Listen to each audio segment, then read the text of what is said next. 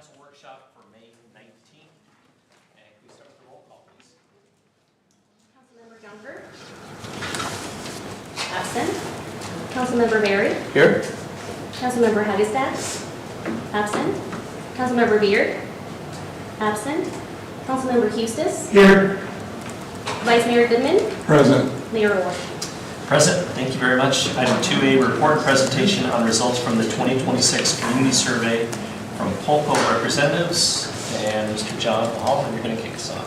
Yes, good afternoon, Mayor and Council. John Holland, City's communication team, here to introduce Sonia from Polko. Her team runs out the National Community Survey to our residents every couple of years. And what's unique about the National Community Survey is that it's a benchmarking survey. So not only do we get to see what our residents think about how we're doing as a city, but we also get to see how we stack up against cities that take it across the country. And Sonia was just telling me that there's 400 cities across the country that take it. So we're a part of that. And the NCS, it takes into account all facets of livability, from mobility, public safety, economic development.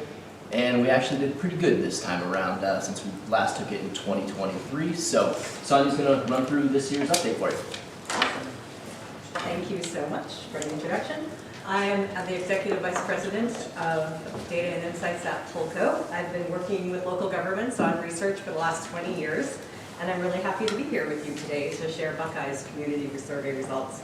So before I begin, I do want to, on behalf of myself and Polko co-workers, I want to thank Danielle Bronis, who provided really thoughtful communication and input throughout the survey process to make sure that it ran smoothly and we could do a really good job for your city. And then also acknowledge my colleague, Angelica Frosto, who did the bulk of the work and then sent me here to do the presentation. So a little bit about Polko, just in case you don't know this. We provide tools to empower resident voices, visualize community metrics, and support strategic planning, budgeting, and performance tracking. NRC is the research arm at Polko, and we've worked with hundreds of jurisdictions nationwide for over 30 years. There are just a variety of ways that the results of these surveys can be used, and most commonly, jurisdictions are using their survey data to monitor trends in resident opinion over time, inform budget processes and strategic plans, assess the community's needs, and then measure impacts of policies and programs you implement over time. So those trend lines become a really important benchmark for your community. The NCS itself is, as spoken, it's a standardized 5-page comprehensive survey. It's used to assess resident opinion about the community and local government. The questions on the NCS are categorized into these 10 facets of community livability and providing a holistic picture of your community from the perspective of your residents. These facets have been identified through extensive research as being the most impactful on community quality of life. There are many survey items related to each of these facets, and the facets align broadly with municipal departments, so that makes it easy for your staff to find the information that's most relevant to their work. This is Buckeye's 5th time conducting the NCS. The last survey was in 2023 and 2022 before that, and then a larger gap before that. So how a survey is conducted really matters, and that's why I'm here. We use our expertise to ensure that your results are representative. We select our sample without bias. We oversample multifamily housing, making statistical corrections for common response disparities. A U.S. Postal Service list of all households in Buckeye was compared to GIS boundary files provided by the city, and 5,000 addresses that were confirmed to be within your boundaries were randomly selected. A postcard invitation to an online survey was mailed on January 20th, followed a week later by a paper survey with postage paid return envelope. The survey remained open for 8 weeks. A total of 487 completed surveys were received from these efforts, providing a margin of error of plus or minus 4.4%, which is excellent. This is just 5% is the standard for this type of research. So perfectly on target for our best practices. The demographics of your respondents were compared to the most recent census and American Community Surveys, and then statistically weighted which is a survey research best practice to help improve representativity. And basically what I'm saying there is, in every survey we ever have conducted, older adults responded at a higher proportion than they are in the community, younger adults a little less than their proportion in the community. So we weight them so that they're a correct proportion in the community, and overall your results are reflecting your community. In addition to that randomly selected probability sample I just spoke of, a link to an online community open participation survey was publicized by the city, and that was open for 4 weeks in February and March. We received 431 responses to that, and that's just to give everybody in the community the chance to give their input. But for this presentation, we are just basing it on those 487 responses from that mail-based survey. The responses to the open participation survey are online. So as mentioned, one of the advantages to local government for working with Polko is the opportunity to compare your ratings to communities from across the nation. We're very proud to have been the first organization to conceive of creating benchmarks of public opinion for local governments. We did that over 25 years ago and have been working on it since. So this is going to allow you to compare your ratings to services ratings from other communities. And throughout the presentation, I'll highlight those benchmark comparisons. So just to say that there's just a ton of information in your online report, including cross-tabulations by geography and demographics. And I'm not going to cover it all here. This is going to be a quicker overview, but I'm just going to point out some main themes and invite you to dig deeper in that report if there's things that are of interest. So first, the high-level results. In the survey, we have 2 questions that ask directly about the facets of community livability. The first asks the community to rate the quality of each of these 10 facets. Quality questions, just to orient you, were asked on a 4-point scale, so residents could choose excellent, good, fair, or poor. We consider excellent and good to be the positive results. Fair is okay, but some people might choose fair because they don't actually like to say poor. So throughout this presentation, we're going to focus on residents who chose, or how many residents said excellent or good, and that will also help with our comparisons, just in terms of it's hard to look at all 4 scale points and compare it across different areas. We'll also show the comparison to the national benchmark with the shading on the charts. So, and if there's a difference over time, we will also put a little symbol, a little graph, or up or down arrow next to those bars. So here we see that most items are similar to the benchmark, with 3 below: health and wellness opportunities, culture and arts, and transportation. The second question asks about those same 10 facets of livability, but it's centered on how important residents think it is for the community to focus on each facet in the coming 2 years. So we asked about both the quality and importance of each of these facets, and we use these answers to create quality importance gap charts. So you can see here that overall your residents have about the same vision for what is most important to the community as residents across the country. So here are this quality important charts. It's also included in the report, and it helps determine which areas are relatively higher importance to your residents and of lower quality. Those are the things we want to focus on. It's one of many ways to interpret data, and it can be used to identify key findings and help which areas may need a little bit more focus or resource allocation in the coming years, and which others are performing well by comparison. Here you can see mobility, education, arts and culture, community design, and health and wellness show the larger gaps. So that's where the overall quality is lower rated than the importance. So you can see that 90 or 85% think that community design is very important, and 48% are saying that that's excellent or good. Of the 121 unique survey items that Ed residents could provide evaluative ratings on, 3 received ratings that were higher than that national benchmark, 100 received ratings that were similar, and 18 received lower ratings. Ratings were considered similar if they're within 10 points of our national benchmark, of our benchmark average, and higher or lower if they were more than 10 points different. Lower were related to transportation, health and wellness, community vitality, and economic opportunity broadly. And higher were the cost of living, so better than the benchmark for the cost of living, variety of housing options, and availability of affordable quality housing. So those are some of your high strengths. When compared to results of Buckeye's NCS survey in 2023, in 2026, 40 items received ratings that were statistically significantly higher than the previous survey iteration, 80 received similar ratings, and 1 received a lower rating. Lower was natural environment ratings. Upward trends were seen in many areas, including community identity, safety inclusion, economic vitality, community development, health and wellness, and arts, culture, and education.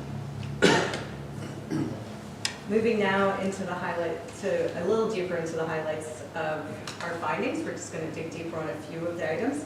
But note again, lots of additional stuff in that report. So to start, residents enjoy their community and they plan to stay in their community.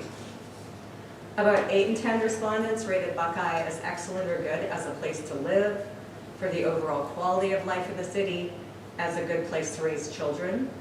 They also said they were likely to remain living in Buckeye, and they were likely to recommend living in Buckeye if somebody asked them.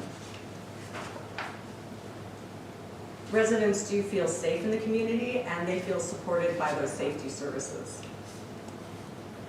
Nearly all residents said they felt safe in their neighborhoods during the day. A large majority also reported they felt safe from natural disaster, from violent or property crime, and in Buckeye's downtown commercial area during the day. Feelings of safety related to property crime and being downtown both improved significantly from 2023.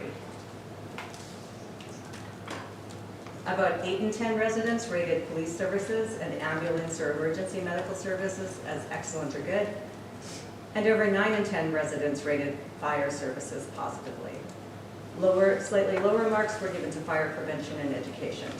But all of these marks are still quite high, but a little lower than ratings seen. They're similar to ratings seen in other communities. Overall, improved scores were seen in items related to community connection. Most of these scores related to community connection were similar to the benchmark, but importantly are on an upward trend. That included making all residents feel welcome and valuing and respecting residents from diverse backgrounds, with 7 in 10 giving positive ratings. And just over half saying residents' connection and engagement with their community and opportunities to volunteer were excellent or good. Recalling that transportation was the lowest rated facet and had the largest importance quality gap, we see some lower ratings in this area. Travel by car, walking, and bike are on par with other communities, and also saw an uptick in ratings from 2023. So some of that work is really paying off there. Rated quite low is public transportation, and that seems to be dragging the overall rating down. Efforts to improve arts and culture opportunities have been noticed by residents, but there's still room for improvement. Just over 1/3 had positive ratings for overall opportunities for education, culture, and the arts, opportunities to attend cultural arts and music activities, and community support for the arts. About half had excellent or good ratings for K-12 education. All of these were lower than the national benchmark, but 3 of the items were on an upward trend from 2023. So progress is definitely being made. There are some positive gains, but also areas for improvement in the economic health of the community. Cost of living is a tough metric across the nation, and Buckeye is definitely doing better than most. Other items related to economic health of the community, both work and commerce, were lower rated than comparison communities, but improvements were seen from 2023. Buckeye opted to add several of their own custom questions to the National Community Survey to get input on current or potential plans. To gather information about how to best communicate with residents, we asked where residents got their information about the city. Residents relied most on your website, magazine, and e-newsletters, with 9 in 10 using them as at least a minor source. 66% cited the website as a major source, and 59% said Buckeye magazine, and 45% said e-newsletters were a major source. All other sources were at least somewhat used by the majority of your residents. Asked what street improvements should be prioritized by the city. About 66% wanted new roads and lane additions, while 4 in 10 chose better lighting, improved traffic signals, and pothole repair. Fewer were concerned about increased street sweeping or better signage. So to wrap up, the results show Buckeye continues to perform strongly in several key areas. Residents give high marks for overall quality of life. They feel safe in the community and are likely to stay and recommend Buckeye to others. We also saw a positive movement in community connection and inclusion measures, which is really encouraging. At the same time, the survey highlights opportunities for improvement, particularly around transportation if you have options for transit. Education, arts, and cultural opportunities improves, but are still comparatively lower than other communities. And perceptions of the economy are more mixed across key measures, but with the affordability in your community being really good. Overall, the results provide a strong foundation while helping identify priorities for future investment. So Buckeye can also continue engaging residents on Polko. I think your staff know all about this, but there are 2,300 Buckeye residents that are subscribed to your Polko profile, and they can be asked for quick input on different topics if you want to dig deeper into any of these results or have things coming up.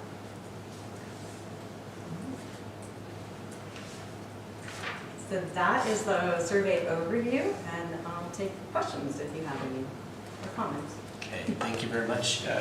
Questions from council? Vice Mayor. Yeah. Was there an opportunity to provide open-ended responses to anything? There were not on the survey. Generally speaking, we find more people will do the survey if it's quicker to answer, and then we can get more comprehensive answers. Definitely encourage follow-up surveys for like that more open-ended format. And then on the, I can't remember how the 431 responses that were just open, did you do a comparison on how they responded versus the? Yeah, overall, they are, Is it a similar feedback? it's similar but slightly lower ratings overall for the folks who are of the open participation. Okay. Those results are available as well online. Okay, and no duplicates, right? No duplicates in terms of between the two efforts? Somebody who got a solicited opportunity versus somebody who can answer on open-ended or the open survey? We wouldn't know if they did an open-ended survey and the randomly selected survey. We're careful with our methodology to, reduce, well, there could possibly be a couple duplicates, but we rarely get them. But we don't do anything to say, if you did this, don't do that. Having said that, usually most people will only do a survey once, if at all. Okay, thank you. The question of transit or transportation, I think we're all really familiar with the bottlenecks that we have in Yeah. transportation. Do you think that some of that score is, I don't know if people really differentiate between transit and transportation. Transportation being the roadway network and the issues that we can fix more immediate there. There's probably not a way to tell if there's a clear delineation between the two. So we do ask, just to flip back to it. So if you look at the top ones, ease of public parking and travel by car are on par with other communities, so you're doing pretty well there. Same with walking and travel by bike. So it's interesting to me that the overall transportation system is below our benchmark, but really the only items within that are the transit ones. So the public transportation and transit that are lower. So I think that is, people are thinking of it as that entire network, and that's bringing that overall mark down, because when you look at the components, that's the only place that is lower. I think the way that the questions are worded, people understand more that it's about either transportation or transit. Roadways Right. or buses and. Yeah. Yeah. Mobility broadly, like how you're getting around. Okay, Mhm. okay. And then let me do one other question. The open space, I think that you said that was one of the only ones that went down. Can you tell me how that question was worded? Yeah, it's just asking actually to rate availability of natural areas. Okay. Which is interesting, and I think that's probably semantics that we're getting into also. I think a lot of folks would look at open areas as, well, the farm that exists right next to me. Yeah, because. And then when that farmer decides to sell that property and it develops, that what is considered open space that was always private property slated for development. Yeah, and I think it was natural areas specifically that went down, so it could be that. It could be that they feel like there's farmlands that are going away, Right. as opposed to something that's like parks. Right, yeah, because I think we've expanded open space, more so than decreased it, except if you're counting the farms as open space. Right, and that definitely could be. I think that's a really interesting point, and like whenever, I usually say somewhere in the presentation that these are people's perceptions, right, which are really important, but it's not always reflecting what is going on. Right. Like, but both are things to respond to, right? And maybe it's just promoting that there is open space that is growing, even if farmlands are going away, and also what the city is responsible for and can do. I mean, I don't think that's your decision to whether or not farmlands are No, sold. it definitely is Yeah. not. And I Yeah. think that on some of this is probably some messaging opportunities. That's the beauty of this. We can see, transportation, and we know exactly where the bottlenecks are. Give us a year or 18 months, Yeah. and that question, I think, will answer a lot different. Open space is one of those that it really is a perception thing, and I think there's an opportunity maybe to inform the public of here's what truly is open space and what will stay open space forever, and here's what is private property and is likely going to develop at some point in the next 5 to 10 to 30 years. So Right. there's probably some opportunities for messaging things different ways based on the feedback we're getting out of the flickering. Same thing with the sign over here. I can see the look on your face. I'm feeling comforted. I can see the corner of my eye still there. But based on the feedback we're getting there, I think there's certain things that take action. I think there's certain things that are going to take some Education. Councilman Eustace. We've got Festival, Tartesso, West Park, Grotto, Sundance, Downtown. Was there any way, or is there any way that you could see the responses from one area being different from another? Because different parts of the city, as large as we are, have different groupings for different reasons. Downtown is not the same as Festival. You know, were you able to, or did you look at different responses coming from the different areas? Because one might want more transportation, one might want more of something else. And were you able to break these out to see which ones were which? I believe we did track the districts And that is available online. Was there much difference between festival opposed to downtown, for example, or Sundance opposed to Torchesco? Did you see any differences? Because I'm sure transportation might have been on the minds of some more than others. Did you Right. see any differences between these areas? I didn't note them to be able to speak very succinctly to that, but I can certainly follow up. You've got 400 and something responses, Mhm. 480 something responses. And I was just wondering if they were broke out by districts or areas that you could see a difference of a response. Because I think, my thinking is that different areas and different regions will be different in their responses because of different areas. I mean, the people in the festival do not shop down in the rest of the city. They go into the surprise. And different ones would have different reasons for answering the way they do. Yeah, we can look further into the report, Councilman, and get back to you.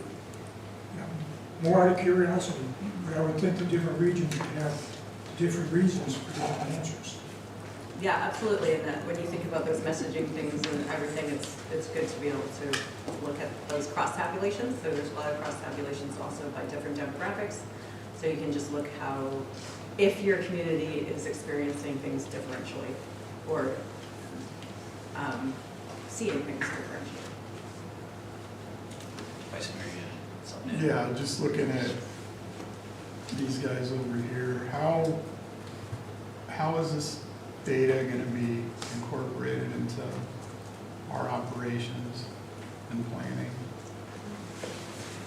Overall, what we do is, as we're going through the budget process, we're definitely looking at it. I mean, some of these things are just growing pains types of stuff, the biggest things that you know that you can hit on transportation-wise.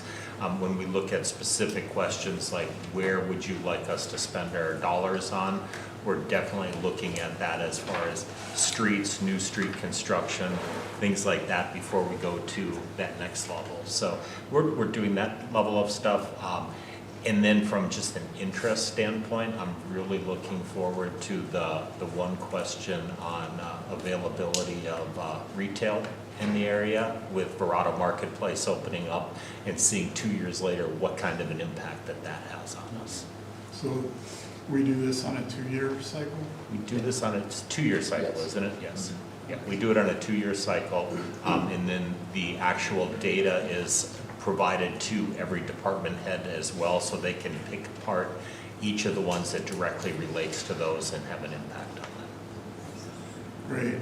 I'm a huge fan of applied research. So want to make sure we make this investment, have a well-designed, well-implemented study, and that we're using that information. So thanks for that. You bet. The retail perspective also. I know there's a lot of conversation about all of it is at Broadway and I-10. But a perspective is from Broadway and I-10 to the very north end of Victory. Actually, not even the very north end, to the Vic. As the crow flies, it's about 3.5 miles. Mhm. And that same 3.5 miles on I-10 gets you all the way out to Jones Ford. So while it's at the bottom of the community of Verrado, it's very much centered in the growth and development that we have right now within the city of Buckeye. So perspectives all around. Exactly.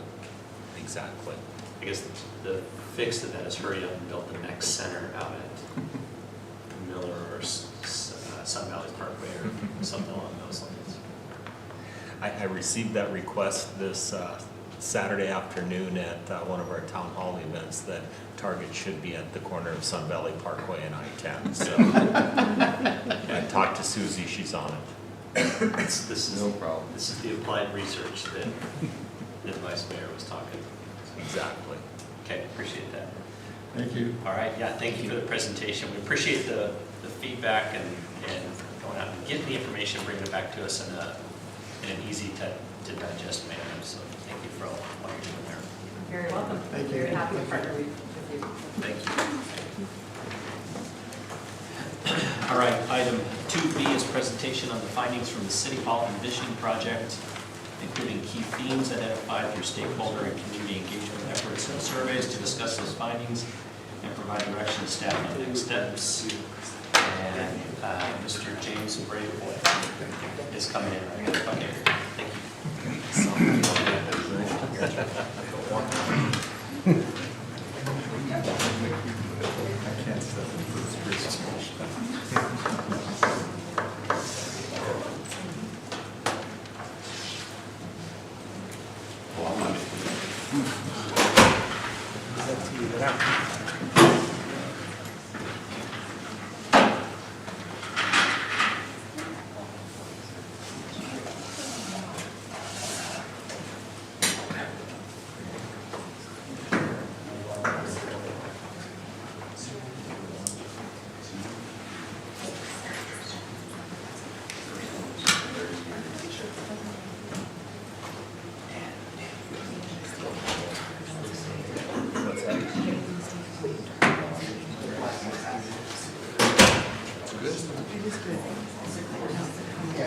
I think we need a Jeopardy music.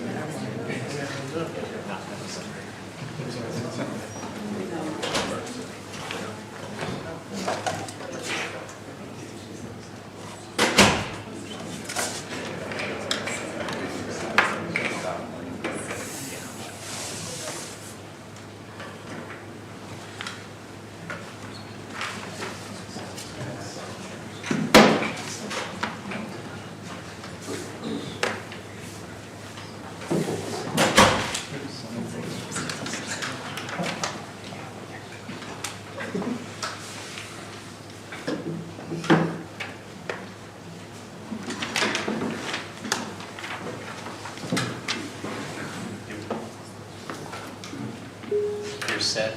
Are you guys, I can cue you up again if you want to. Because sir, a long time ago, you told me I would be back, so here I am. Yeah. Hey, so good afternoon, Mayor, good afternoon, council members. My name is James Brayboy. I am a project manager for the Capital Improvement Program. And this afternoon, we're going to be discussing the City Hall envisioning task on findings and recommendations. Just a recap on how we got here. Back in 2025, the council tasked the city to envision a new city hall. In FY26, this was a strategic item for you gentlemen as well. Council directed the staff to explore answers to answer these questions. What would a new city hall look like? Where would it be located? What function should it serve? And then, of course, when I came to present this back in October to you gentlemen, you specifically directed me to say, hey, I want to hear from the public about this particular project. And so in this project, in this presentation, you will see exactly how Smith Group did that. How did we get Smith Group? So, council, a member of 5 of us, we unanimously selected Smith Group. Smith Group is one of the top architectural firms in the country. Smith Group is in the city of Buckeye is so unique and so special. I told them that we're a special group here at Buckeye. They not only gave us one lead strategist, but they also assigned a second lead strategist who came all the way from the East Coast to do that from Washington, D.C. So as I turn this over to Smith Group, let me introduce them. Kerry McShay, lead strategist from the West Coast. Madeline Dunsford, West Coast, strategist from the East Coast. And then Chris Lewitt is the project manager. Good afternoon, Mayor and Council members. I'm pleased today to share with you our key insights from our findings in engaging the community. We're also going to share our recommendations and solicit any input from you today as well. We're going to also present some next steps around 3 themes that we'll get into a little bit later, but they're focused on delivering services, accommodating growth, and investigating options for community gathering spaces. We'll get into those in a little bit. Of course, before we started this, we needed to understand Buckeye, not just Buckeye today, but Buckeye in the future, and what considerations and constraints do we need to consider in our study. As you all know, that you are growing quite quickly, and so that really became a central theme of what we were hearing and what we were planning for in our conversations with the community. And along with the resident growth, your employee growth is also expected to happen and potentially exceed what workspace you have today. We know that there are some external factors that are also going to affect how you deliver services and how work gets done in the city, specifically around AI and technology. And of course, there are budget considerations, so we had to be real with our recommendations and understand what really could be implemented with your other priorities. So we had a number of key engagements. From interviews to surveys, we got the opportunity to interview each and every one of the council members and the mayor, and we were able to hear a lot about your future visions and how you're representing your community. We had several workshops with the public, but also with employees, so we got that employee perspective as well. We had focus groups from people with different perspectives, from the business perspective, from the arts perspective, from the young professionals. We wanted to hear from them because they were the future of the city. And surveys. We got a lot of response from the surveys, which was great, from the residents, from business owners, and from developers, as well as informed by the concurrent Polko community survey. So we were able to get a lot of information from the community through all of these variety of engagements. And I'll also say it was across the city as well. We had our public workshops, one in the south, one in the middle, and one up north. So we were able to touch on a number of different demographics and perspectives. So through all of those engagements that Carrie just talked about, what we heard were 4 major themes. And they really came in these big buckets of that residents rarely visit City Hall. They just don't come here very often. Because virtual is preferred, their preferred method of how they want to interact with the city in virtual services. But we did hear that community and community programs is really important and very highly valued by the residents. And we really heard a very wide range of opinions all over. We had over 500 respondents to our survey, and we'll get into some of those opinions that we heard from them as well. Okay. First, residents rarely visit City Hall. We saw that about half of residents visit City Hall either never or less than once a year. So in the other half, we know that there's probably employees in that mix. We got that as well, so we know that they're part of that. And the residents in the southern part of the city really come more frequently than residents from either the central or the northern part of the city. And we wondered if maybe there's a correlation with the distance of those residents and how convenient it is for them to come and how frequently they visit. Why? Well, residents prefer to engage virtually or digitally with the city.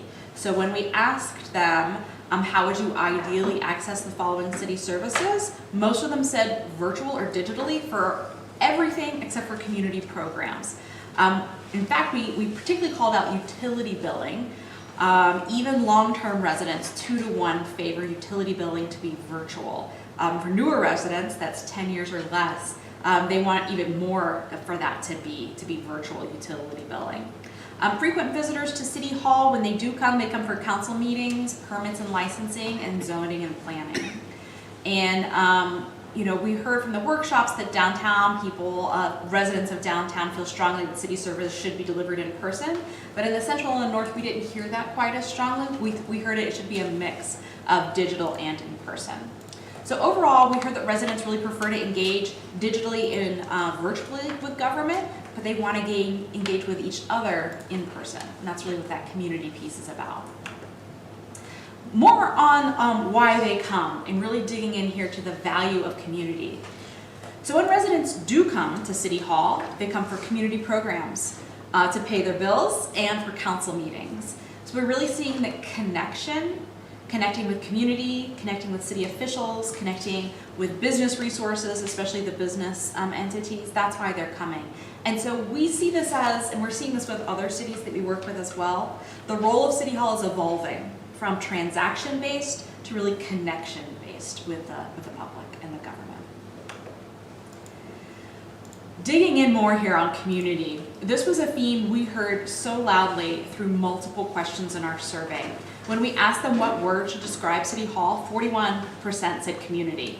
When we asked them, when you see City Hall, what should you feel? 57% said a sense of community and belonging. And there were other choices here, but that came out really strongly as the thing people want. When we asked them what elements they wanted out of the city hall, we heard community meetings, outdoor gathering, things that really talked about the importance of community and belonging. Community was just very important, and people want places where the community can gather, connect, and participate in civic life. We dug into that even a little bit further in our workshops. What does that mean? What is a community space? What's in that community space? So you can see here on the slide the different options we provided and the responses we got from people as far as, is this outdoor, is it event, arts and culture, library, community meeting. We were really split all over there. I wouldn't say any one of them is 100%, but even when we met with you council members and the mayor in our interviews, this theme of gathering, having event space came up as something that was really important. So I just wanted to let you know those sentiments were also heard in our workshops and in our survey. So you are representing your constituents well when we hear the same themes echoed from both. So I do want to dig in. This is the wide range of opinions we've heard from residents. So we had 2 open text boxes in our survey. And I do want to say here that we did not take any comments of social media into our study or analysis. We only did analysis on the open text responses in our survey. We just think that's more statistically relevant. Social media comes with lots of bias and baggage, and we just didn't want to get into it, so we stuck with what we heard in our survey, which was great and a lot of data. The big headline here is that there was no consensus from residents on needing a new city hall. We had half had positive comments, about a third had some negative, and 15% was a mixed bag. The 4 big themes we heard, really fascinating stuff here. If you guys want to scroll through 300 comments, you're welcome to. But the big themes we heard was really about the small town feeling. People had a lot of positive and wonderful things to say about the small town feeling of Buckeye, but that was sometimes tinged with this fear of losing it, becoming any town USA was one of the quotes we heard. So we wanted to bring that up as something we heard in this fear of losing identity. We also heard a deep attachment to historic downtown Buckeye, that's the heart, the soul where Buckeye began. And we got a lot of thoughts about moving City Hall and how that residents might perceive that. So we wanted to talk about that as a loud theme we heard in the comments. However, on the flip side, we also heard about geographic divide and the access inequality, mostly from in the central and northern residents. They felt that they were underserved because things weren't near them. But even here in the kind of the downtown historic Buckeye, they felt like they were also, not getting everything and that other groups were getting it. So interesting divide and thoughts there. The last theme we heard, we're just bringing up, this is like a vocal minority. This was not the majority of the themes, but there was a distrust around government spending, where money should go. This drove most of the negative comments we had. Like I said, this is not the majority, but we did hear it. It was with a lot of emotionally charged language, and we thought it was important that that came out as one of our themes. Not only did we talk to residents, we also talked to business owners. They also don't come to City Hall, even less than residents. Of course, we had a smaller number of respondents here. There's less business owners, but they're not coming either. About 55% only visit once a year or less. Why they come? Council meetings, community programs, building permits tend to be the top reasons for building owners to come. We also heard from developers. Developers visit City Hall much more frequently. 30% of them come monthly or more. And we asked about City Hall and other kind of city locations, so City Hall East in there as well. They have a preference for doing all meetings and relationship building in person. So things where there's permitting, meeting with staff, meeting with council, they prefer those things in person. Location's not important to them as it is to residents and business owners. They'll come wherever it is because that's just part of their doing business and that's how they see it. And then Carrie, I'll take over for strategy recommendations. Yeah, so we took all that information that we collected and we distilled it into 3 high-level recommendations. And what drove these recommendations was allowing the city to remain flexible being responsive to the growth that is happening and is anticipated to happen, but also aligns with your operational needs and community expectations. So the first one is making services more convenient to residents. The next one is optimizing the space you already have and growing in place for as long as you can. And the third one is about that community gathering piece. How can we solve for that? Because that was an item that we weren't necessarily expecting, but came to the forefront of our studies. I'll get into each one of these in a moment. But it also was brought to our attention by leadership that these aligned really nicely with the citywide strategic plan components as well. So we are happy that there was alignment there with our recommendations. So bringing services to residents. Because of Buckeye's unique size and your growth, we believe it warrants a progressive model, what we call a hub and spoke model, where these services, key services, are going to be brought closer to the residents. What that might do over time is reduce the reliance on the centralized services like the City Hall and City Hall East, particularly if you were to implement more and more digital services like the public was asking for. And then maybe there's other opportunities to bring in virtual participation in city council meetings, for example. There's a whole host of solutions that can be implemented without real estate. And what does a hub and spoke model look like? Similar to the central hubs that you have today, where you're providing key services in these centralized locations. Maybe over time you can bring in more community programs or more community spaces perhaps. And maybe you'll start to introduce new centralized services. DMV services was something we heard residents mention and request a few times, so just putting that out there. But then you have these service outposts, and this is a new model for you, where identifying where these would be within the community, most likely those that are farther away, where it's not convenient for them to come to City Hall, and putting key services in those locations. Those services can align with what that community needs specifically. It can be tailored or it can be generic, however model makes the most sense for the city. What we did hear requested by residents for this type of model was to have permits, passports, and bill pay.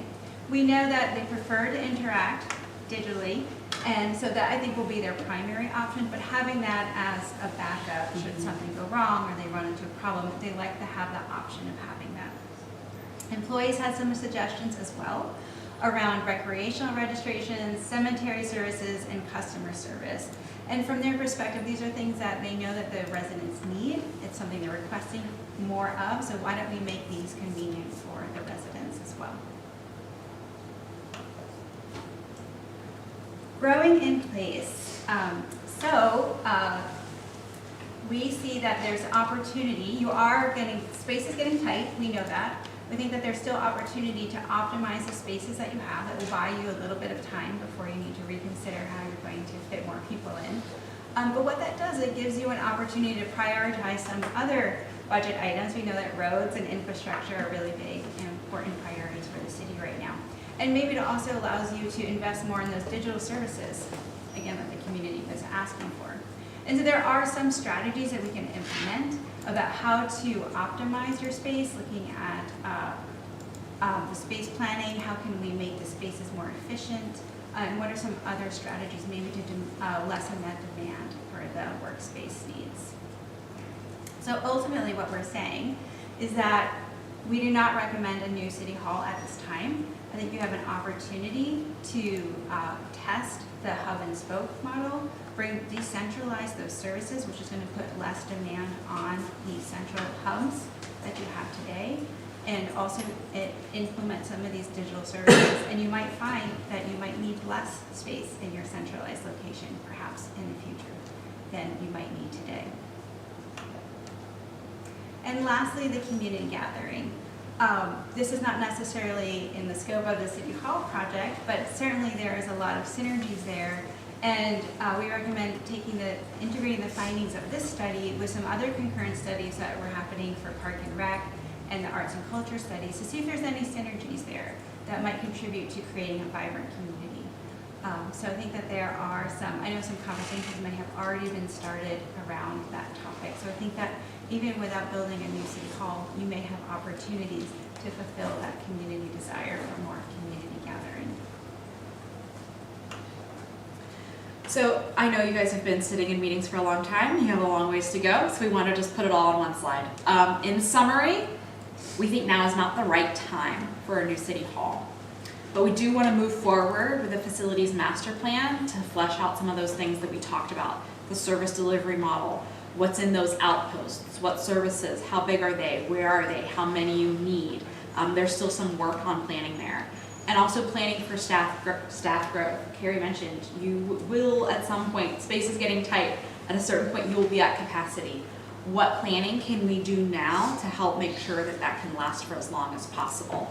And then look for opportunities to collate facilities with community spaces, or just kind of go and expand on that community need on community gathering and those events. So we do have a facilities master plan with the following steps in place. Really looking at growth and future proofing, service delivery and facility location strategy. Those are those outposts, where they are, who's there, how are they staffed, all of those things to unpack and figure out. Space utilization and operational efficiency, how we take your current footprint and make it as efficient as possible so we can accommodate the headcount growth for as long as possible. There's some public safety and critical infrastructure work there, and also implementation and capital planning. What is this going to take? What are the priorities? Rough order, magnitude, budgets, that kind of things to help you make this an operational and a plan that can be executed upon. So with that, any questions? We can go back to the summary slide too. Great. Okay, so questions from council? Yeah, can you start from the beginning? We'll give you the cheat sheet. Yeah, this is the too long didn't read version of our presentation. Councilman Eustace. You know, the satellite idea, right now sounds pretty good. Would you recommend, since we do know a lot about where our growth is going, which direction, which locations, would you recommend now possibly looking at purchasing land in different areas while it's still less expensive than what it's going to be in 5 or 10 years that we might decide to build in 5 or 10 years? Would that be a good suggestion to buy 10 acres in, say, in the northwest corner and another 10 acres down here? Would that be a kind of a suggestion or not? That is something we'd have to work out in the facilities master plan as part of a long-term real estate strategy. We know that you'll need space. Pursuing whether a leased strategy or an owned strategy, I think, is one we would have to consider and evaluate appropriately. If owned strategy seems the best for a long term, then evaluating potential locations for where that would be and prioritizing it with other capital investments, I think, is something we'd have to look at. And ultimately, you would have to decide on that. I mean, because if you look at what the value of the property was 10 years ago compared to what you'd have to pay for it now, I can just imagine what it's going to be 10 years from now. That's all I've got, Mr. Mayor. Okay, thank you. Other questions, comments? Yeah, the survey that you guys did was pretty much basically what I hear all the residents say all the time, so kind of worked out great. That's wonderful. So when you said event center, gathering place, arts and culture, I was just telling our city manager we need to build a big, multi-generational rec center. So where people can gather and get together and just be themselves and enjoy what Buckeye has. So it kind of what you guys said was kind of exactly what all the residents have been telling me for several years now. So thank you guys for the survey. You're welcome. I'll add to that, from the business community, we also heard that there was a desire for meeting spaces and incubator space, et cetera. Right. So there's certainly a synergy there too with the community space and offering businesses Yes, resources. city as well. doesn't, no one has it, not even the private sector has that in our city, so people's always looking for somewhere. I got people calling me, asking me, where can we have a wedding at? And you don't have weddings at churches no more? But people are looking for different spaces to plan things and do things. And I believe the city should have the assets for allowing our community to do it. So thank you for your survey. Yeah, thank you. Yeah, I think, the hub and spoke makes a lot of sense, and I like the term outpost. Oh, good. Oh, we workshop that. We can call it that Buckeye Outpost 1, 2, 3. Yeah. I like that idea. Not sure we need to purchase land to do that, look for lease space that, existing commercial development or, future where folks can touch down. I think, too, and I'm kind of speaking to staff as well right now, creating that space where those business services residents can access business services, but have that community meeting space. That, again, how much do you plan for, right? But have some kind of a multi-purpose space that community can use or the city can use, and just rather than people coming to government's not going to the people. I think that's a good approach. Yeah. And I think there are different, like you said, there are different ways to implement the satellite outpost model. There might be synergies with a library, for example, or other city facilities. And also, I think it gives you a little bit of freedom to test things out and see what works and see where the services are really needed. If people do start to use more and more digital services, you might find that you want to maybe shrink that footprint, for example, on a particular location. Thank you for all your work. And even though I wasn't here, I'll still go off of what Clay just said. I think that's something that we said when we talked before, meeting people where they're at, rather than making them come to one spot. So, and I would agree with you, man. If we were going to spend a large amount of money on something that would be a city facility, I think we need to build something for the residents, not for the city. I think that would be well received from what we heard in the survey. Thank you, guys. So thank you, Councilman Yunker. Are you able to tell from the responses, not the ones that had colorful words in them, but the others, where they were coming from? Was it all over the city of Buckeye, or was it? I know this is an emotionally charged issue, especially for folks that live in the area, and I would suspect that the majority of the responses had come from the central, more central downtown area. We do know that information, and I actually think there's a pretty good representation from a variety of neighborhoods. I wouldn't say that the preponderance of responses came from just downtown or even the southern part of the city. We looked at it, and we actually got a pretty good distribution over all of the districts represented by council members. Not 100% even, but nobody was particularly, I think we got better response than I thought, and better representation from I think all of the city. But we can get you that information. Yeah. We've broken it down by district. To be honest, we struggled a little bit with the data, people knowing which neighborhoods they're in, typing in their neighborhood, maybe not matching up with how we had it in the spreadsheet. But we were able to doing some match up, and we have a pretty good estimate of those responses. So we are happy to follow up and give you that chart. Would be interesting to I would be interested to understand that a little bit better. So we are going to continue to grow. We'll continue to cramp in, and we can gain some efficiencies by different designs in the facility, specifically this facility here, the landing facility, not City Hall East. It is the landing. It is the landing. This is City Hall. We don't have a City Hall East. Okay, the landing. That facility is because you only have one City Hall, right? So Outpost 1, let's go with that. Outpost 1. Outpost 1, yeah. So that too is growing, and we have a lot of people that are moving into that.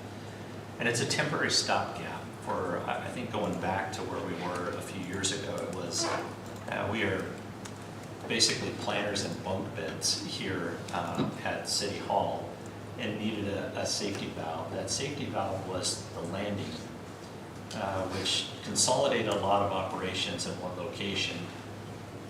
It's really business connection, that's where business development or whoever's coming in for permitting, those sorts of things go to.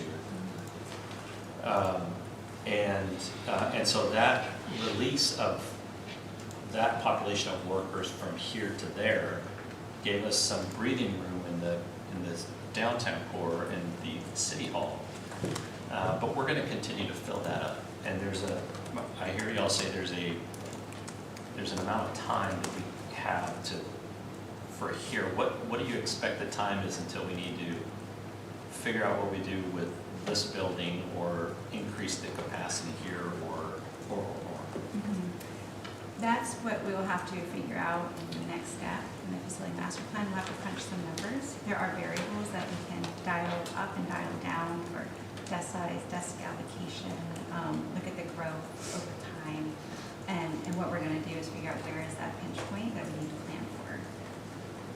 I think when we started this, seeing that population of workers we had, I thought the idea at that time was we're going to be out of space here in 5-ish years, maybe it's a little bit longer.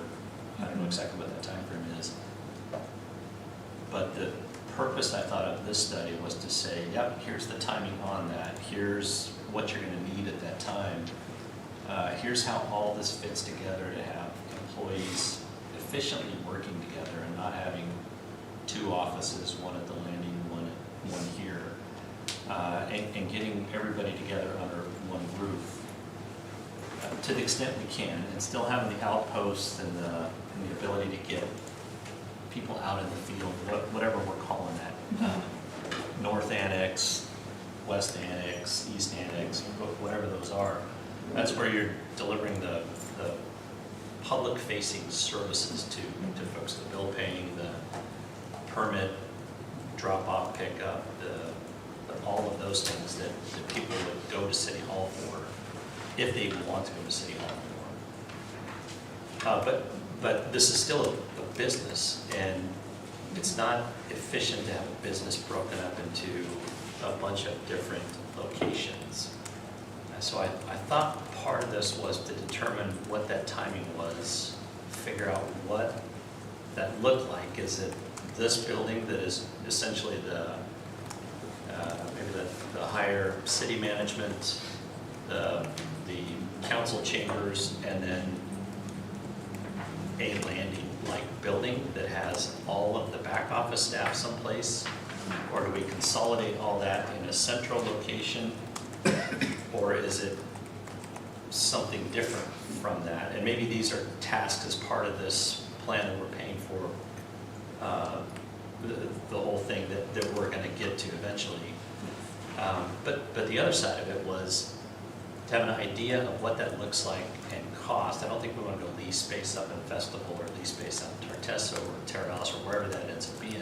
The intent is this plan gives us time to save our pennies and bake sales and car washes and everything else until we have enough money to buy property and develop or partner with a developer and build something that is more substantial. Mm-hmm. Is that still part of the plan that we're looking at, or what? So maybe I can help them. On the next phase, what we talked about here is the facilities master plan. And that's really going to go through with what our growth rates are, how many employees we add a year, what type of employees and what type of facilities and what services they provide. The number one outcome we got out of that was, and what we were looking at is, do we plan for a big statement piece, City Hall, one of those that would, be in our 5-6 year CIP that's a $300 million facility, or do we look at building your standard office type complex to handle what our things are? And what we got out of this was the residents, and what we hear is we don't want that big statement piece. We want functional, decent facilities at the areas where the services are provided in a manner that we're keeping people together in a way that makes sense. And that's what the next facilities master plan will be. So we're not going to be looking at building one big massive facility that will accommodate everybody, but we are going to be looking at putting facilities where they belong in a way that makes sense for us as we grow. Is that what the public is saying, though, that they don't want the, and it doesn't have to be the Taj Mahal, right? It can just be a consolidated, nice building that is City Hall. I think what I'm hearing is, I don't think I'm hearing a definite, we don't want that. I think it's, we don't want City Hall to move out of downtown. I can say that my conversations with people has not even really been suggested on moving out of downtown. It's been, why would we build something big and new when we can't even afford to fix the roads? Why would we spend $300 million on X when we can't do Y? That's been my personal conversations with constituents. Right, but there's messaging that also. The finances are there now to build roads, and we're taking care of that over the next few years.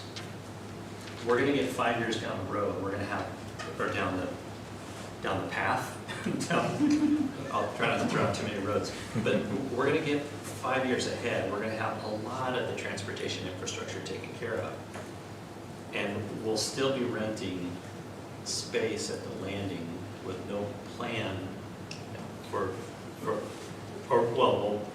The facility master plan is what will be, we've got the space at the landing where we have a 10-year lease, we're in year 2 now, so that's 8 more years. We can extend it if we wanted to, or we can go and find a location where we build an office building that would be owned by the city, and we would move the people from the landing into that, or some other group of people into those kind of things. So we're looking at planning for what our growth is, planning for what our employee base is, and where does it make the most sense for that growth to occur. What we would not be planning for is the idea that one big building would accommodate all of the services of the city. What if it's not one big building, but it's a complex that brings everybody together in one central location? Is that, it sounds like we're not contemplating that. We're staying right here and creating efficiencies that we can, and then back office is gonna be some other location. I say back office, that's public facing stuff too. It's our, it's permits, it's where the business comes to do. Can I ask a question on that? Yeah. Within your survey and stuff, did you find out what the mix of people, because that's something that we talked about, who comes to City Hall, what was the mix of people that come, residents that come to City Hall versus developers and things, what's that? Since I wasn't here, I prefaced. Sorry. No, that's okay. We found that half of residents either never come or come less than once a year. And in the weekly, there are employees that are also residents as part of that. So that might skew that one a bit. So they don't come frequently. They like to do things virtually. They come for community programs and council meetings. They really want to connect with people when they are coming. Community was very important, which we've talked about as the need for the community center. These are things that we thought they might want, just getting to the business owners. Business owners come even less, according to the survey. They come for council meetings, community programs, permits. And then developers come a lot, but they don't care where it is. They're willing to go wherever for the meetings, but they prefer in person, where residents and business owners prefer to interact digitally. So that's, I mean, that proof of concept is there. The people that are paying the bill want to do it virtually or where it's convenient, and the people that are coming to us to develop don't care where we're at. Correct. In a nutshell. Yeah, I think and that's we're what not, what we didn't do a deep study on is if the location of City Hall makes it inconvenient, so that's why residents don't come, or if there's other reasons, they're just busy, they don't care, they prefer to do it digitally. lack of need. Right. Is that what you're seeing as well? These came from the surveys. This is what we heard. But is that what you're seeing as well? Yeah. Yeah, that's what I'm saying. Yeah. I mean, I've lived here my whole life. I only come to City Hall for council meetings.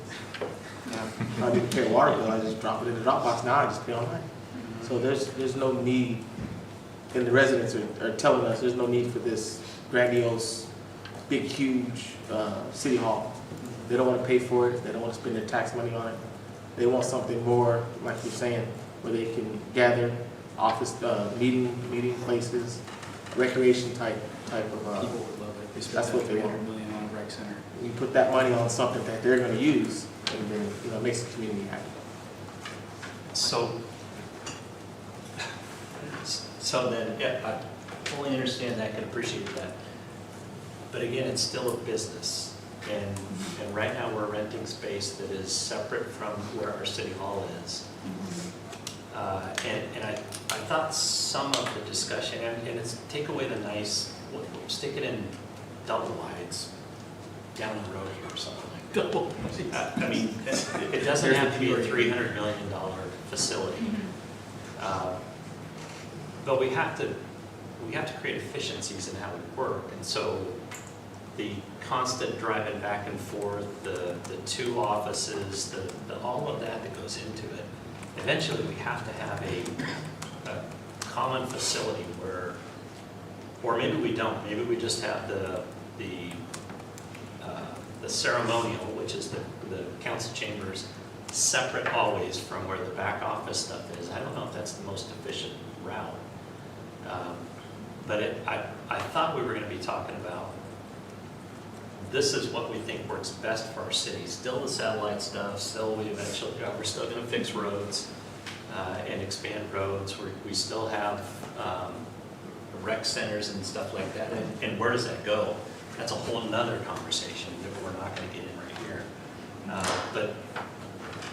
But bringing all that together or having an annex or something like that that's separate from here, are we saying that's the next phase of this? Or wasn't this study supposed to ferret out some of that idea and that opportunity for us here as a city? And it doesn't matter if it's right here in this location, if it's half a mile this way, or if it's up at Sun Valley Parkway and I-10 or Miller and I-10 or wherever the location is. I'm not that concerned about. It's what does that facility look like moving forward, and what would the public want? Would they want us leasing space separate from, or maybe we build space that's separate from and it's inefficient, getting back and forth to meetings and such, or would they want a complex or an area that was set aside? This is the municipal. I know I see. Hold on. I see you too. Hold on. Or what is that in the future? Yeah. So big picture, we were tasked with a multitask effort. And so this is really just task one that we were accomplished, that kind of rolls into the next. And so depending on where task one was going to take us, what we heard, that would inform the next task what that became. And part of this is one of the tasks was to potentially look at a brand new city hall, if you will.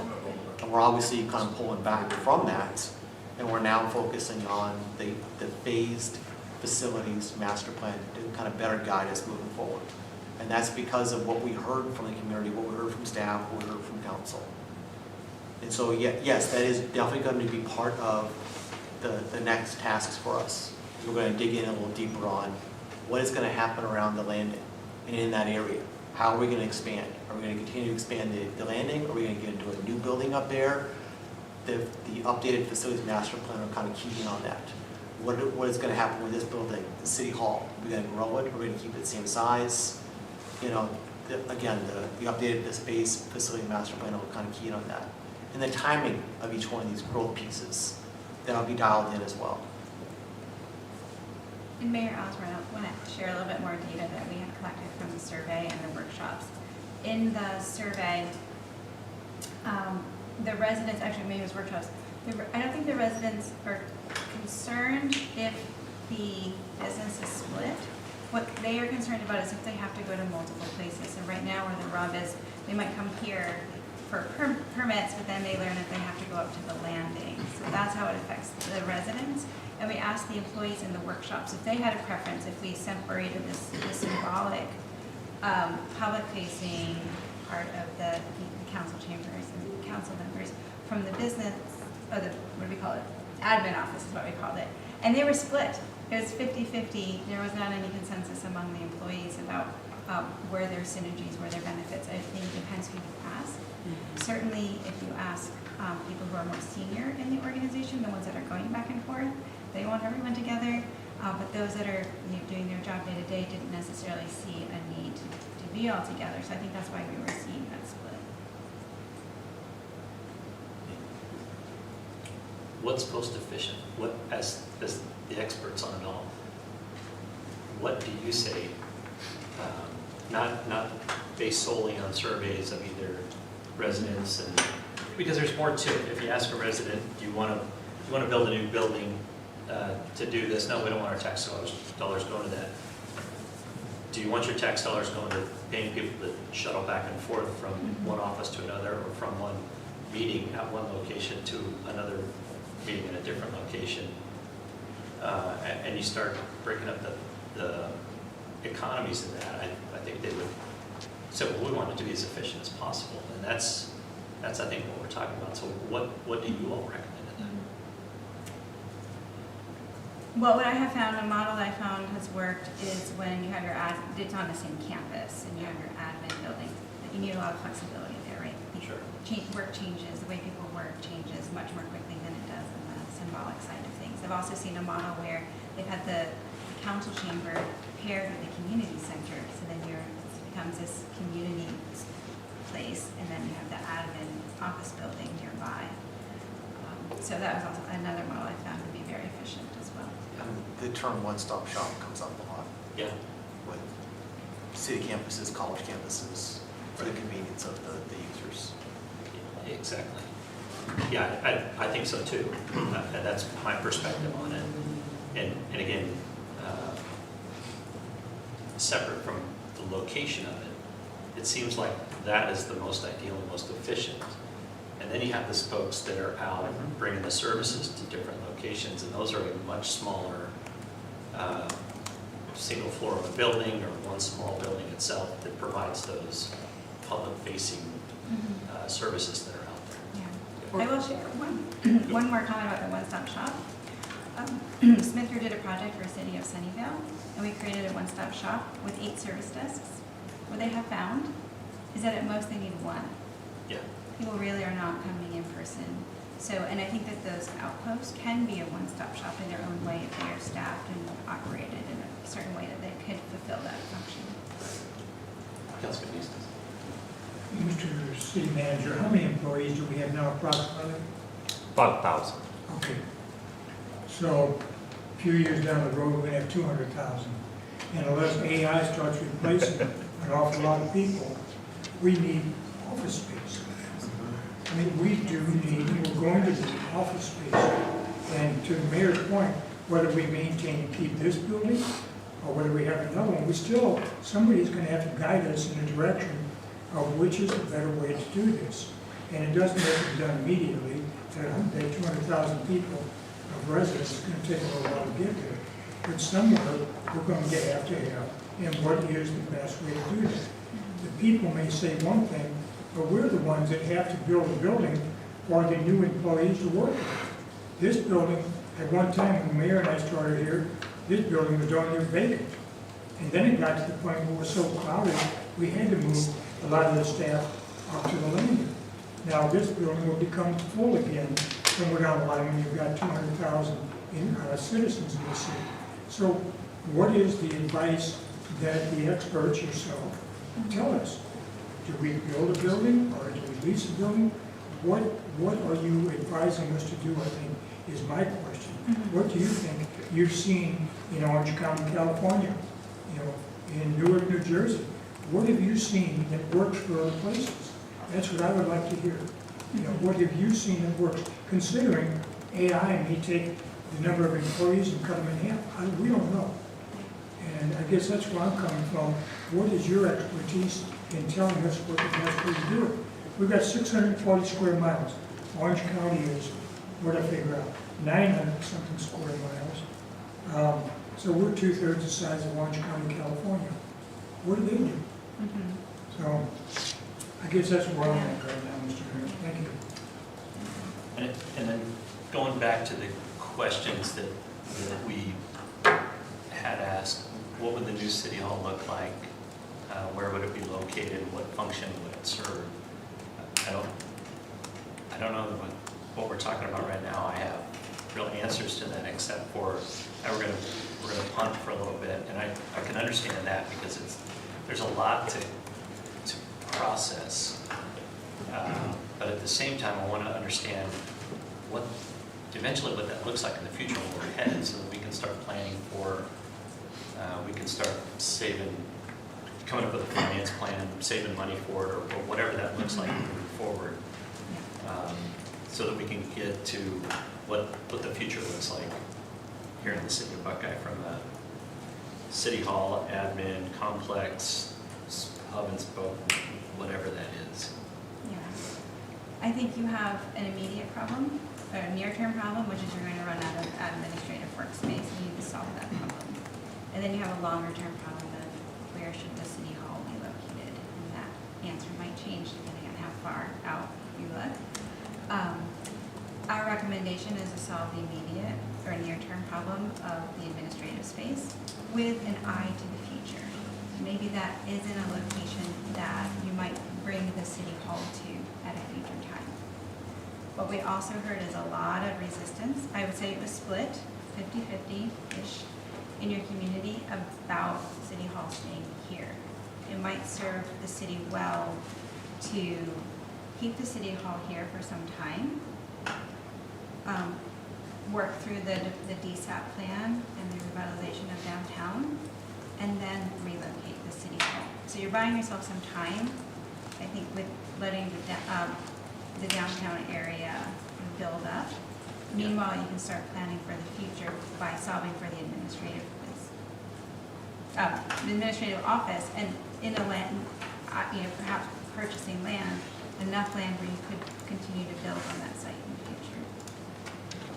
But if we ultimately want to bring all that stuff together in a complex, we need to start planning right now for that, wherever that might be. Right. Yes, and that will be the topic, one of the topics of the task too, because we need to understand how much space you're going to need for the future for the administrative space. And the city hall is kind of a known quantity. You probably have a similar number of council members, and the council chamber maybe needs to be larger. But that's something that we can plan for a little bit better and understand what that size would be for the future. I think there's also opportunities to think about the community gathering opportunities that maybe could coexist in that location as well. I think having worked with Smith Group in the past on some big projects, quality effort, so thank you for doing what you're doing. One thing I learned from them was form follows function. So knowing what we want to have in these places and then building an envelope around that rather than building an envelope and trying to stick those services in there. I think the other thing, the pandemic caused a big change in how people work. And it was literally in the office one day, the next day you were working from home.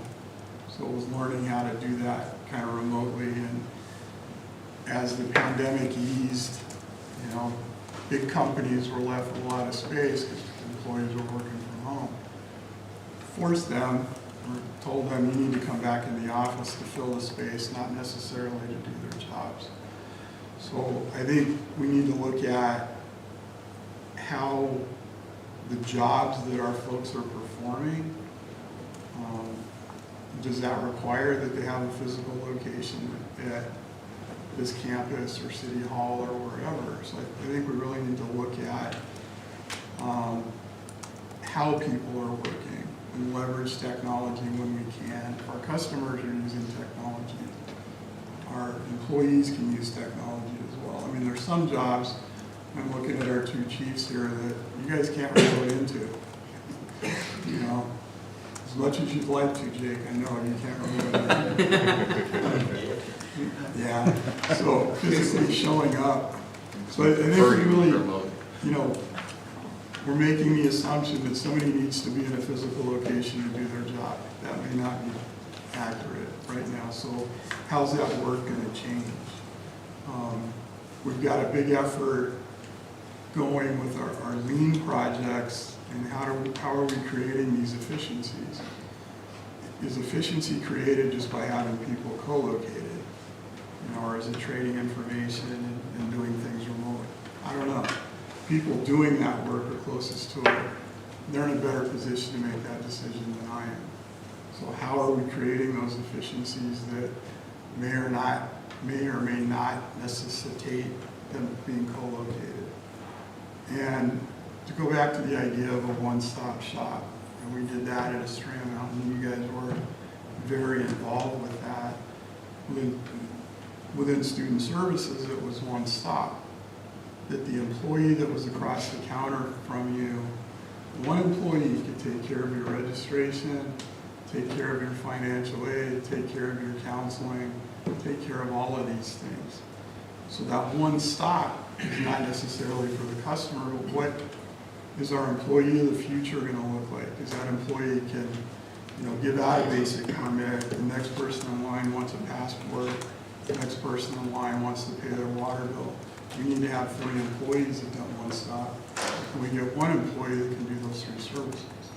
So that, another definition of efficiency. So I think, we need to go through this master planning effort. I don't want to constrain these people by saying it has to be like this or it has to be like that. But I know through your processes you're going to talk about how we work now, how we hope to work in the future, what changes are going to happen, and that's going to be incorporated into what this master plan becomes.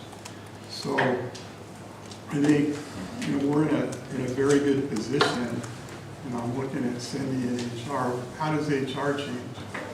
What type of employees that we need to hire? What kind of skill sets do they need? How is technology? Our TV screen failed, so AV's not working here. But, how is technology going to facilitate to make this? It doesn't negate the fact that people need to get together occasionally, but the majority of the services that we provide, why constrain that to a physical location? So you got a blank slate as far as, blank slate, do what you guys do, and come back to us with, excellent recommendations, which I know you will. So I think we need to look at all of those things and not make hard assumptions, but we do need to have some that kind of say, this is what we want to be when we grow up.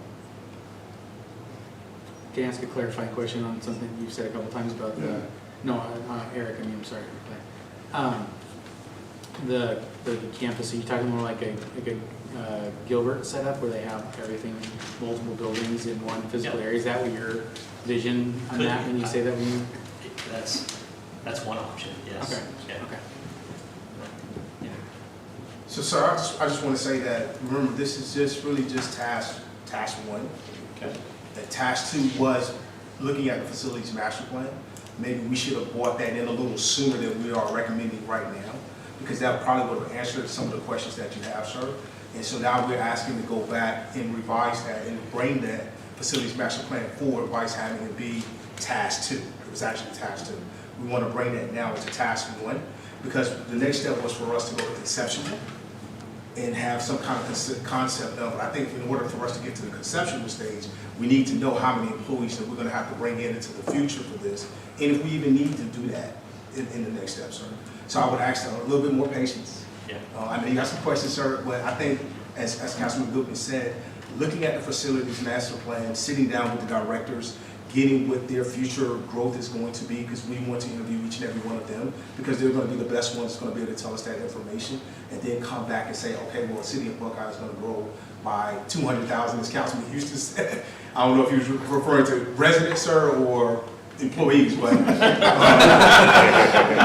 whatever that may be, sir, to move this city forward with making the best recommendation. The survey results was basically coming from the residents, which we were kind of directed to get their input, and that's what we're providing to you this evening, sir. Appreciate that. And maybe I'm overanalyzing this on my side. It seems like we've geared toward, well, this is what the residents said, and there's an emotional response to even talking about City Hall in historic downtown. Even just, hey, what if it wasn't right here, but it was a mile that way? Because this ultimately wasn't the City Hall. This is just a stopgap for us along the way. And so what I don't want to do is have that completely influence and say, well, we're going to stay right here, we're going to continue to rent space up there, and we'll do these spokes out there in the far-reaching areas of Buckeye, and that's it. That can't be the end of it. I wouldn't be comfortable with that. It has to be a more overall, all-encompassing approach to what does this look like in the future? Is it the campus? Is it, maybe it is. Do we just sit here, we rent up there, ultimately buy that and keep expanding into it and then do these spokes all over the place? But I don't think that's what we want as a community either. And it's not only, sometimes we have to make decisions that the public doesn't appreciate, but they don't have all of the inputs that we have. One is, how efficient are we working right now? Two is, what does this look like in the future? Where does the growth go in the future? So there's just so much more to it than simply, don't even think of moving from this building right here. Okay. Anything else? Answer. Should we talk about a rec center and a location for a rec center? Just to answer the question, 200,000 is 1,666 employees. Yes. Quick math over there. Quick math, sir, quick math. You're still sharp, sir. All right. Okay. Appreciate all the work you're putting into it, though. Okay, that's all. And it really is a big emotional conversation. It's going out and talking to the public, or even talking to us on council. I know we'll get several different thoughts on what should be happening. So I can't wait for tier 2, for the task 2. That'll be important. All right, thank you. Thank you, Mayor. Thank you, guys. Thank you, guys. Nice seeing you again. Okay, that's all on our, you're gonna make us wait till 5:15. Well, Summer has no voice, so she can't say anything, but you, Tosca, are gonna make us wait. All right, so for the council workshop, that's all on our agenda. And we'll adjourn. We are adjourned.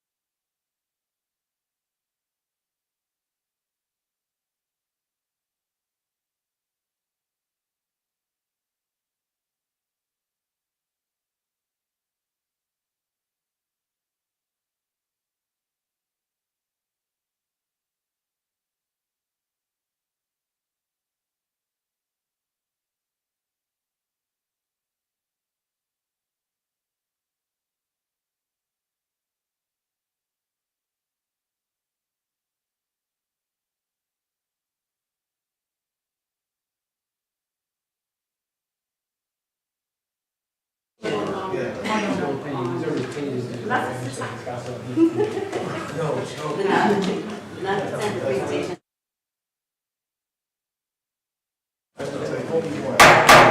we are going to call this meeting to order. This is the joint meeting of the Community Facilities District of Buckeye, Arizona. I won't list all of them. For May 19, 2026, and can we start with the roll call, please? Board Member Mumford, I am here. Board Member Berry, Here. Board Member Hadistad, absent. Board Member Beard, absent. Board Member Eustace, Here. Vice Chair Goodman, Present. Chairman Olson. Present.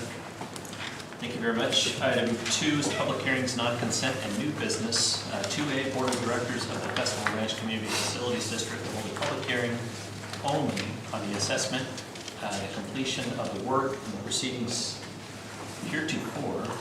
These are big turning points. Had and taken with respect to the Festival Ranch Community Facilities District, City of Buckeye, Arizona Assessment District number 15. Mr. Larry Price, you can present. Mr. Chairman, members of the board, just began this exercise 2 weeks ago at your last meeting, and tonight we get to complete it with the 2 resolutions that are on the consent. Just to review, this is the Special Assessment District number 15 for the Sun City Festival Community Facilities District. It's approximately 191 acres, 546 lots. There will be assessed 5,000 each, and the annual principal and interest payment on the assessment is approximately $427, and that will be collected by the county with the property taxes. And this is tonight, the 2 actions will, as passed, will allow the finance team and staff to complete the tasks necessary to assess the lands, collect the annual assessment. Council board will authorize the sale of the bonds. We will receive the bonds once the documentation is received by the finance from the district engineer. We'll be able to release the funds to Pulte to help offset or pay part of the cost of the infrastructure, which was approximately 8,000 feet of paving and concrete. And that's all I have, Mr. Chairman. Okay, any questions from the board? Not seeing any. This is holding a public hearing, so we'll open a public hearing. Do we have any speaker request cards? Okay, thank you. We will close the public hearing. That's all for 2A.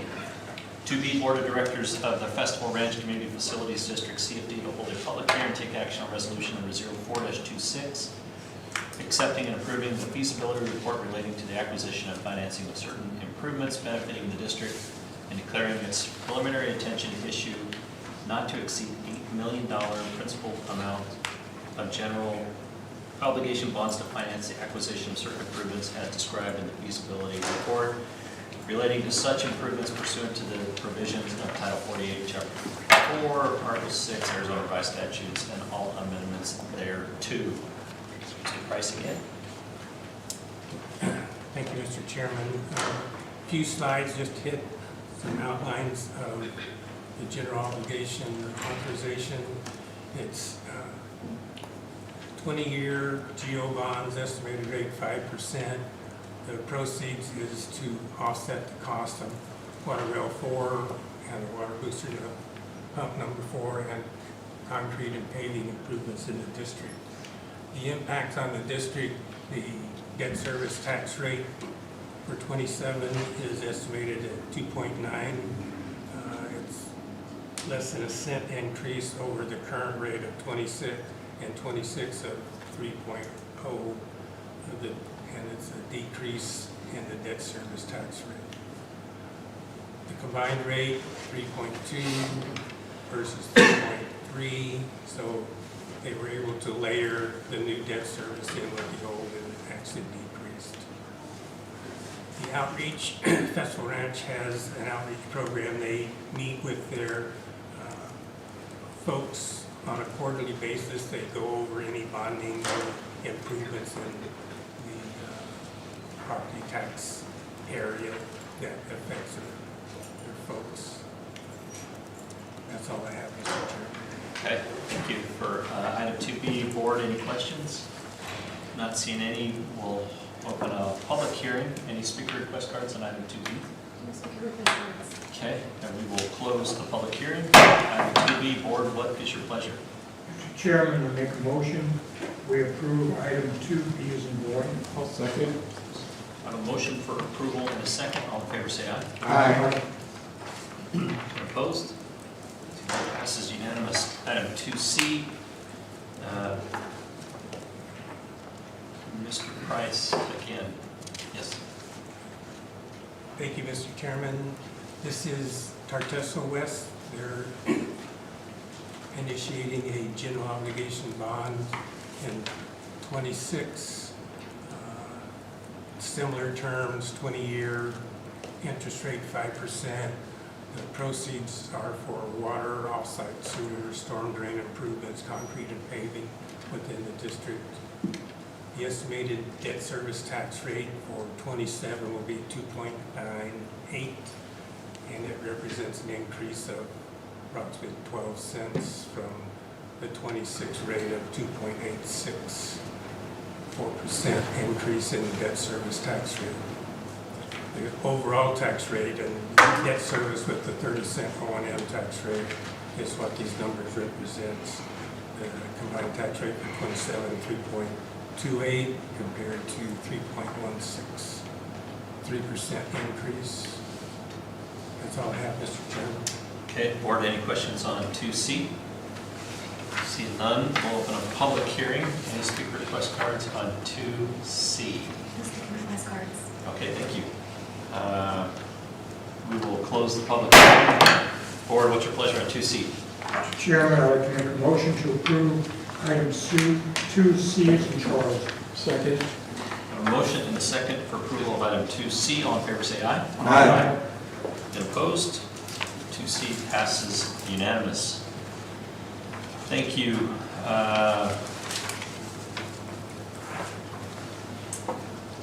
So presentations, are you doing This is for item 3A?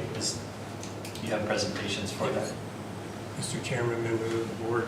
This is just a preview of what's on the consent agenda, the 11 tentative budget adoptions. So we have 11 CFDs. 3 of them have not issued any debt. They just have a 30-cent property tax rate at the Leonto area. These are the ones that have issued debt and the impact. This is the budgets and compared 26 to 27, assessed valuations. This is the O&M. All of the CFDs have a 30-cent O&M administration, operation, maintenance tax rate. In addition, 6 of them have issued general obligation bonds and they have a debt service tax rate. Watson Road has not issued, nor do they have any general obligation bonding authority. Florio at Terravallis, they have geo bonding authority, but they have not issued any geo bonds as of today. So this is the impact on the rates compared to 27 compared to 26. The total rates, there's some decreases. We talked about Tartesso. It has approximately a 4% increase.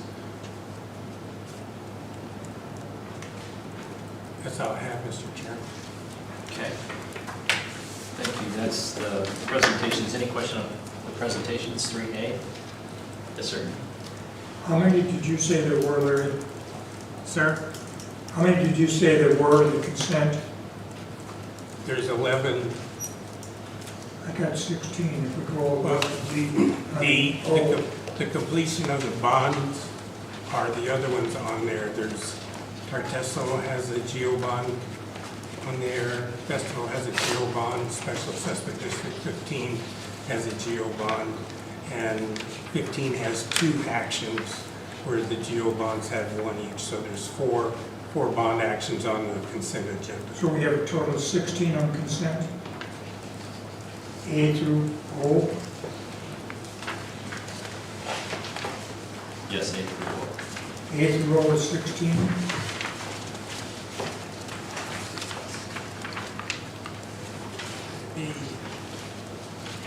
Okay, we'll just go down. Festival Ranch Geo authorization to sale is 4A. Festival Ranch for And Special Assessment District 15. Mayor, if I may clarify the question, so are you asking how many districts there are or how many items are on the No, list? how many items are on the agenda? Okay, Because I'm showing 16, okay. and we're looking at, say, 10. I don't understand what we're making a motion on. So the requested motion is to approve the consent agenda items 4A through 4O. And the reason that I believe that you gave as far as why there are 16 items and 11 districts is because there are multiple items for some of the districts. For each one? Yes, did that address the question? Yes, it does, that answers my Yeah, question. there's 11 tentative budget adoptions. Right, plus the 5, okay. Yeah. And that's the consent agenda items for approval of items on the consent agenda, all items with an asterisk on the consent agenda are considered to be routine matters to be enacted by one motion and vote of the board of directors. There will be no separate discussion of these items unless a board member requests. The section may include the approval of minutes from previous meetings. Board, what is your pleasure in the consent agenda? Mr. Chairman, I'd like to make a motion that we approve consent agenda items 4A through 4O as a motion. Second. I have a motion for approval and a second on the consent agenda. All in favor say aye. Aye. And opposed? And consent agenda passes unanimous. Okay, item number 5 is adjournment. Before we adjourn, Summer, do you have anything else to say? You're good? Okay. We are